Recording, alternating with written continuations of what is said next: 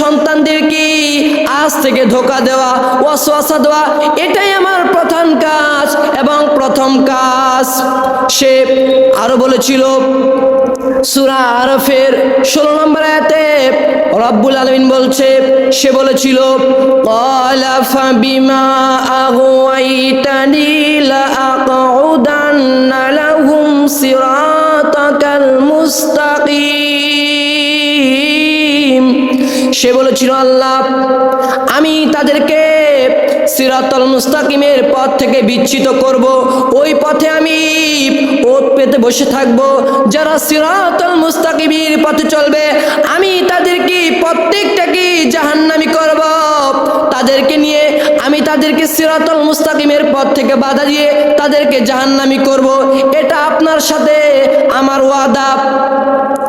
সে আল্লাহকে ওয়াদা দিল এবং সে কেমন করে ধোঁকা দিবে তার ব্যাখ্যাও সে করে দিল।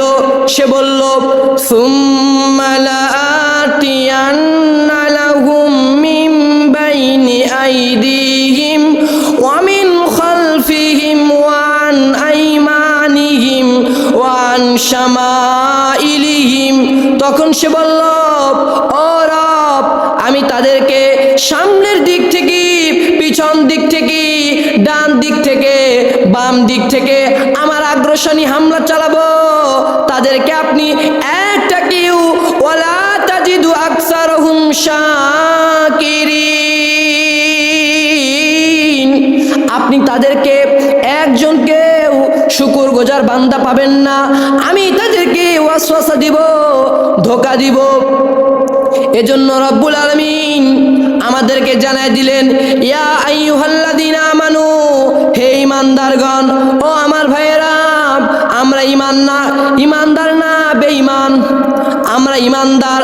রব্বুল আলামিন বলছে, ইয়া আইয়ুহাল্লাযীনা আমানু, হে ঈমানদারগণ, লা তাত্তাবিউ খুতুওয়াতিশ শাইতান,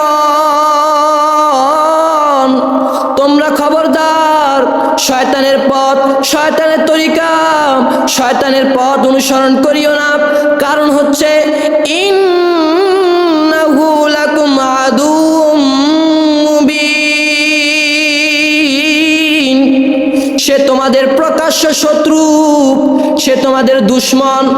আমাদের রব আমাদেরকে আমাদের বড় শত্রু ইবলিস তার সাথে পরিচয় করিয়ে দিল, তার পথ অনুসরণ করো না, কারণ তার পথ যদি অনুসরণ করো তাহলে তুমি জাহান্নামে যাবা।